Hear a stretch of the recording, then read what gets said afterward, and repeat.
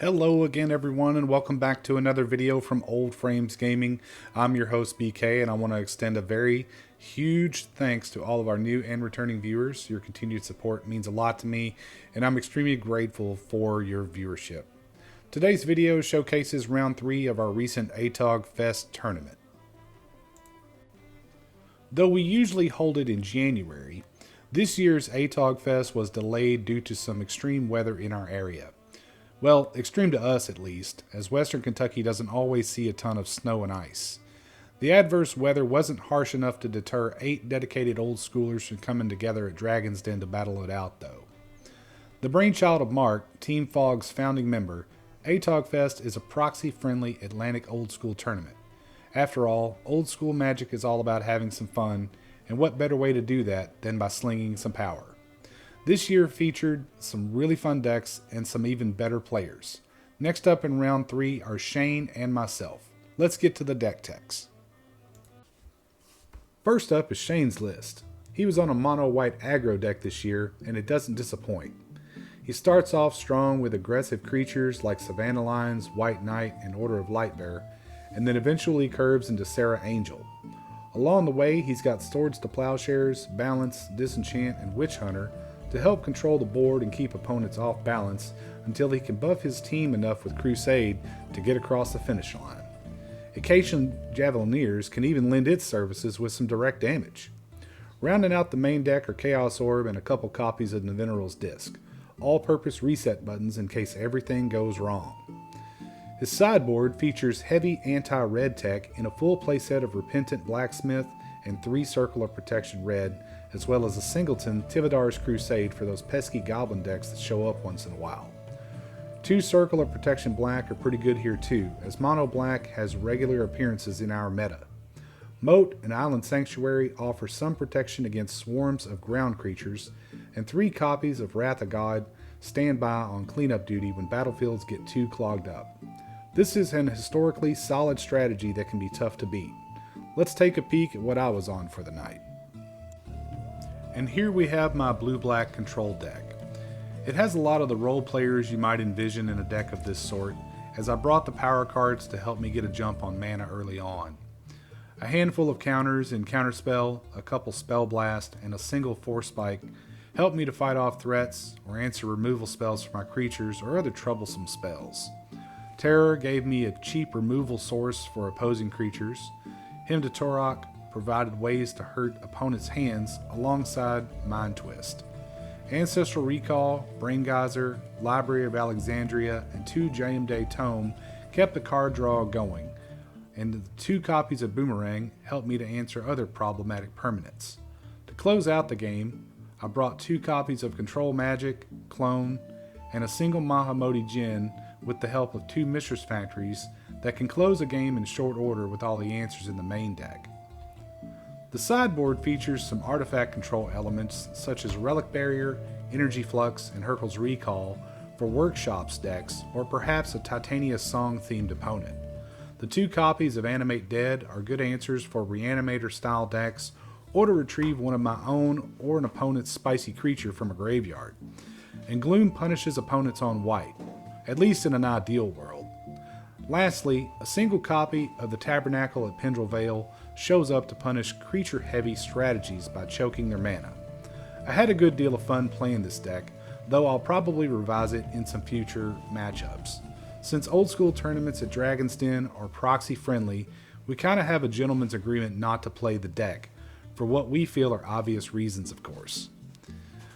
With the deck text complete, let's join the action and see how it unfolds. And opening up in Game 1 of Round 3, I am on the play, having won the die roll. I start out on a Mox Jet and a Swamp into Hymn to Torok immediately. Both players started on 7 cards. I am on the left-hand side of your screen here, and Shane is on the right. So Hymn to Torok nets its 2 cards. So we get Shane with some pseudo land destruction here, as I get 2 planes out of his hand. But he manages to find another one anyway, and manages to play it. Passing back to me, I draw a new card for the turn. It looks like I may have found a demonic tutor here.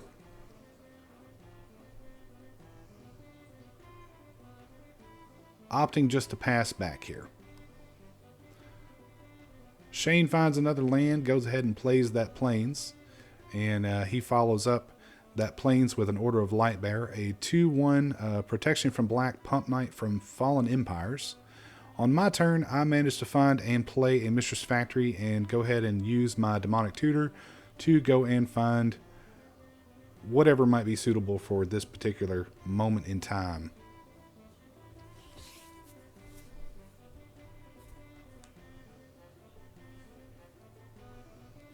I have to admit it was a pretty hard choice here.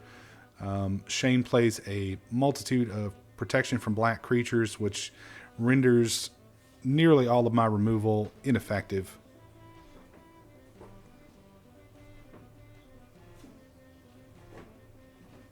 Hopefully we'll find out what I chose here momentarily. So I'm going to go ahead and shuffle up at this point and offer a cut of the deck back to Shane.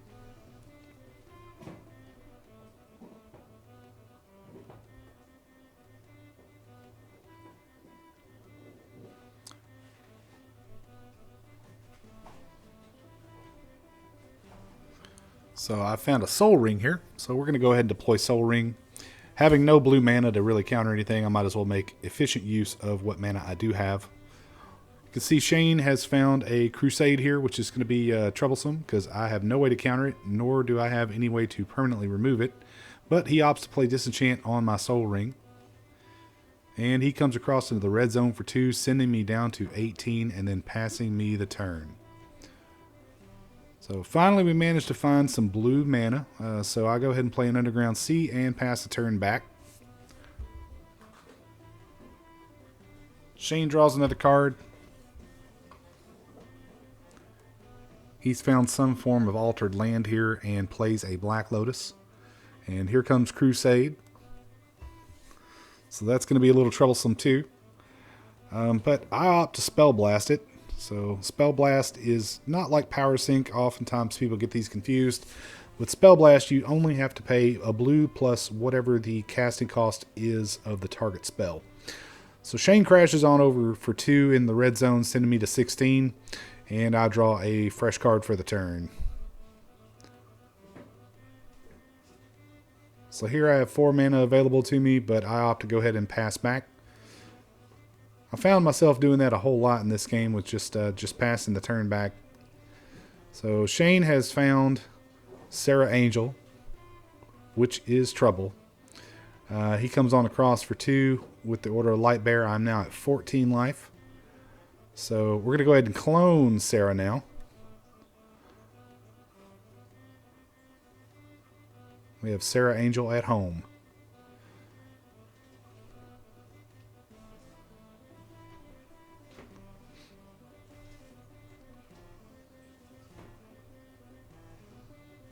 So Shane's going to go ahead and come across with that Order of Lightbearer and the Serra Angel, offering the trade.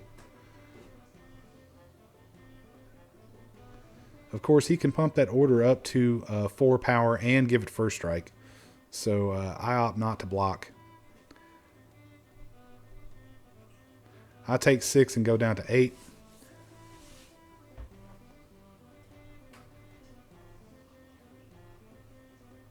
So 2 mana for a terror. Goes ahead and answers that Serra Angel. And I'm going to come across for 4 in the air on my own, sending Shane down to 16.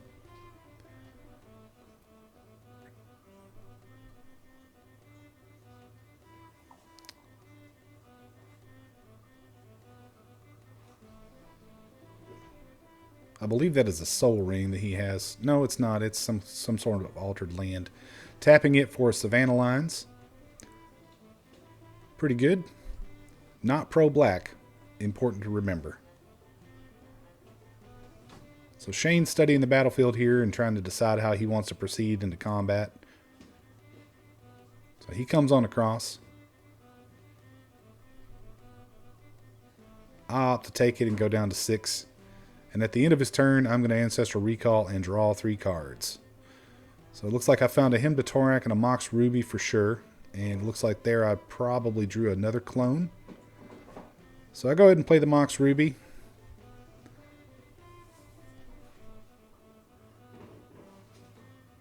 And figuring my mana out here, go ahead and play another clone. And now I've got 2 Sarah Angels.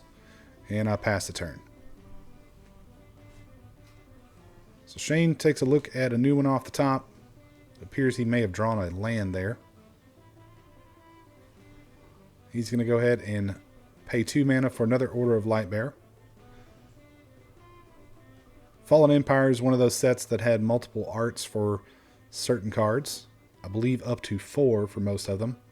Although Mark, one of the founding members of Team Fog, could probably hop in the comments and tell me all about it, as he is a bit of a historian himself.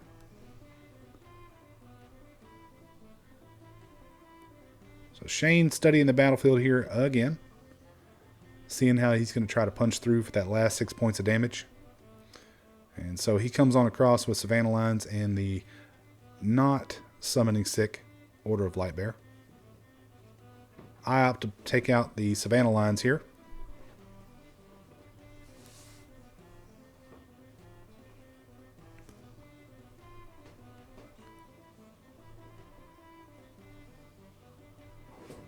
So I'm going to go down to 1 life. Shane utilizing that Black Lotus to pump that knight and get in there for 5.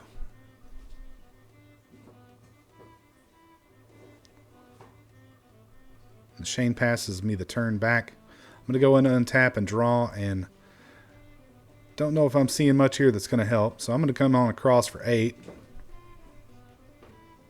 So now I'm in a position where I have to block.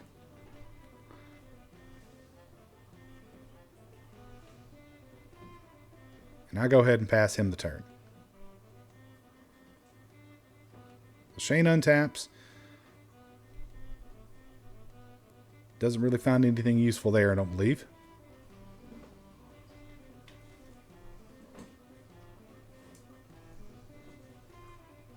Yeah, it looks like he drew a plains for the turn.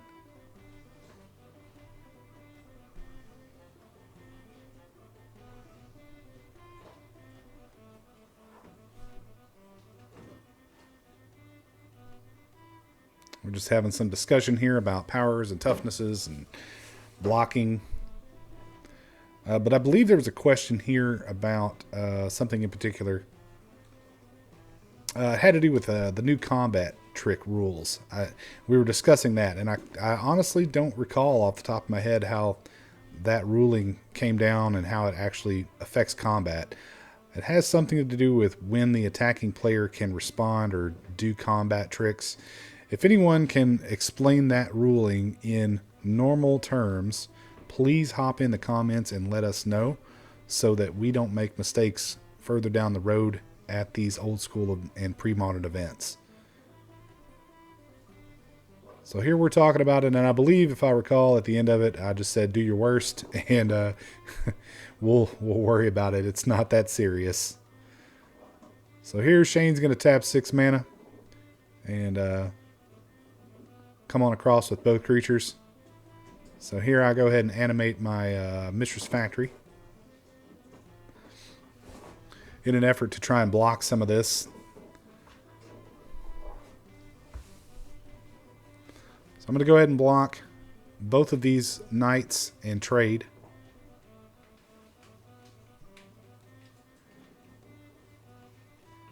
And so Shane scoops it up. So I believe I got game 1 here. So we're going to go into, or no, maybe he got game 1. I honestly don't recall. It was a little unclear there. Either way, we're going to go to game 2. So we're going to give these players a couple minutes to sideboard, and we'll meet you in game 2.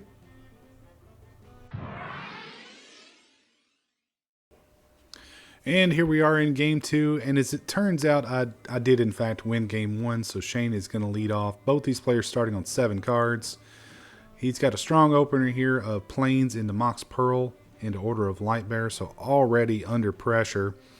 Shane passes the turn to me. I draw, and I open up with a Tabernacle. So now we're going to have to start paying for that creature, or they're going to go away. So this almost an ideal matchup for Tabernacle. Shane finds a crusade and immediately crashes in for 3 and passes the turn. He's playing at a furious pace this game. I find an island and quickly pass back, leaving that pearl tapped for that Order of Lightbearer. Shane's drawn a Savannah Lines, which he's going to go ahead and deploy here. And he's going to come across for 3 more into the red zone. I am already at 14 going into my 3rd turn of the game. And this one is quickly spiraling out of control.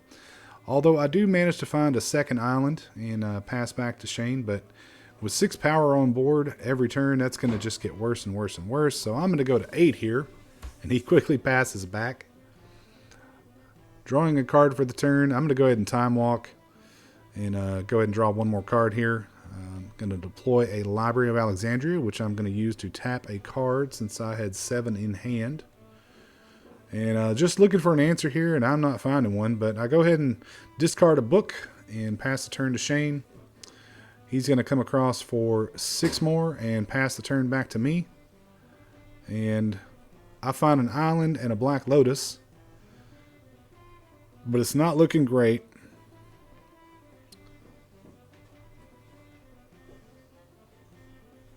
I have 7 mana available to me here. But not really much in the way of anything that might prove helpful to get me out of this proverbial jam that I am in. So this one was a tough game. I think I'm doing some math here and not really seeing how it's going to add up properly. So I'm going to go ahead and show him what I've got in hand, and I'm going to go ahead and scoop it up. So Shane takes down game 2 in quick fashion, short order. We're going to go ahead and sideboard up, and we'll meet you back here for game 3 momentarily. And so here we are in game 3. Leading off, Shane is going to mull to 6 cards, and I am going to start us on an island and pass to Shane. Shane appears to have drawn an Acacian Javelineers here, but he is going to open up on a Plains into a Savannah Lines and pass the turn back. So at the end of his turn, I'm going to go ahead and cast Ancestral Recall and draw 3 additional cards. And then 1 for my turn.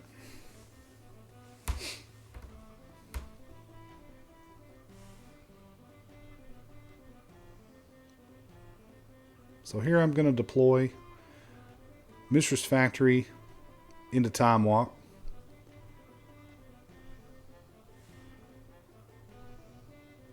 So we're going to take an extra turn here. So I go ahead and untap, draw my card for my extra turn.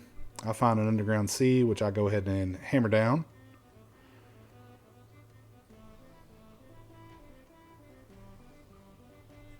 Staring at that Savannah Lines, I'm just hoping that he has not drawn a Crusade at this point. As you will recall, game 2 went rather fast. So I go ahead and opt to pass the turn back to Shane. He draws a Disenchant for the turn. He plays Strip Mine and quickly gets rid of my Mistress Factory. And comes across into the red zone for 2 damage with Savannah Lines. So that's going to send me down to 18. And now he's going to go ahead and deploy the Javelineers, which I counter. So going back to my turn, I go ahead and strip mine his Plains and pass the turn. Shane finds another Javelineers and he comes across for 2, sending me to 16. And he has managed to pick up a Mistress Factory of his own. On my turn, I find an island into a Black Lotus. And I go ahead and pass back. Shane draws Wrath of God for the turn, comes across into the red zone for 2, sending me down to 14. And he passes the turn. I'm going to continue to play lands here. So I find a Library of Alexandria, but I don't have 7 cards in hand just yet. I think I have 5 at this point. Shane manages to find another Plains.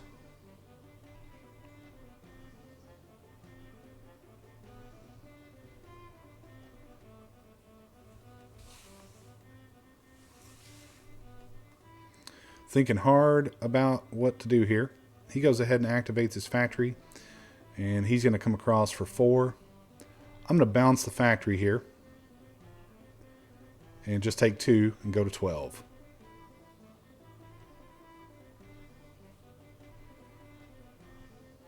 Well, Shane passes the turn. I'll find another island and go ahead and play it out.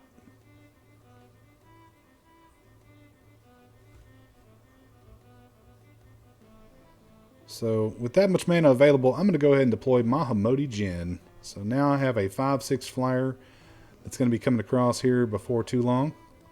Shane manages to find a second plains.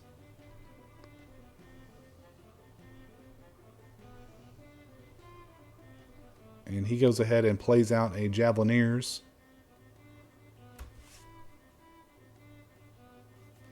And he passes the turn back, seeing no profitable attacks.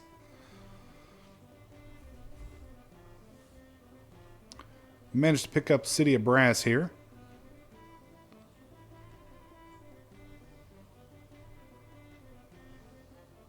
And I'm going to go ahead and control magic here.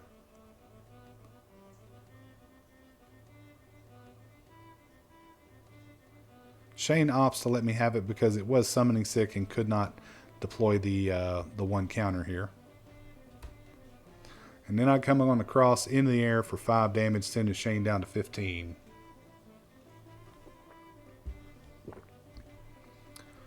So Shane replays that Mistress Factory, and you can see he's drawn a second Wrath of God here, but is not able to play it just yet.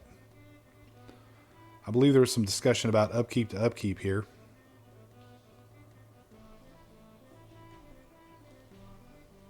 At least with regard to the summoning sickness. I go ahead and counterspell this disenchant and take 1 and go down to 11.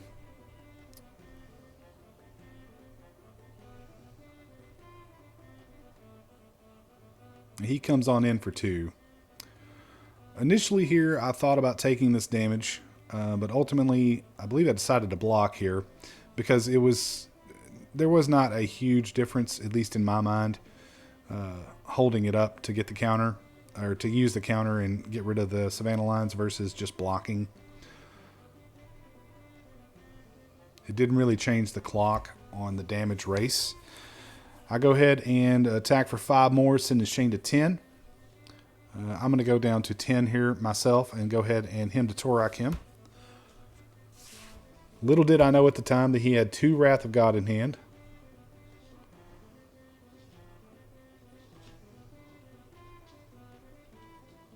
But we did manage to get a Wrath and a Swords to Plowshares, which is good, very good for us. But Shane finds a 4th land, and he's going to go ahead and slam that Wrath of God on the table, which is going to immediately meet a counterspell from me. At this point, I'm just trying to get the game over with. Shane goes to 5. And draws another Wrath of God, which I don't have an answer for. You can see him celebrating there. So here I just draw, pick up a swamp, and pass the turn. He's going to go ahead and come across for 2 with the factory, sending me to 8. I'll draw another card. No help here, really.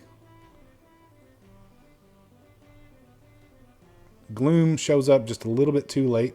We're reading it here for the activated abilities portion of it is relevant to the Order of Lightbearer.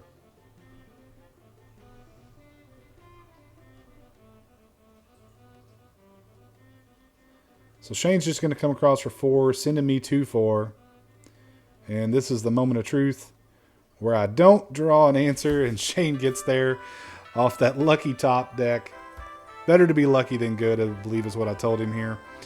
So that's going to end Game 3. Shane's going to take it 2-1, having clawed back from that Game 1 loss in this Round 3. We appreciate everyone tuning in to check this out. We had a blast this night playing some old school Magic.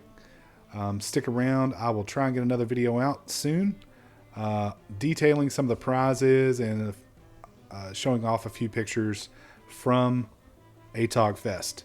Stay tuned in the future for new videos from this channel featuring pre-modern and old school content. Our next old school event will be in April, and that's going to be an Alpha 2 Alliances event. You can head over to Music City Old School to check that out, see some decks there from that format. And it seems like it's going to be pretty fun. I'm really looking forward to it. If you like this kind of content, please consider dropping a like and a subscribe. It's free to do, helps us out a lot. Check out the links in the description.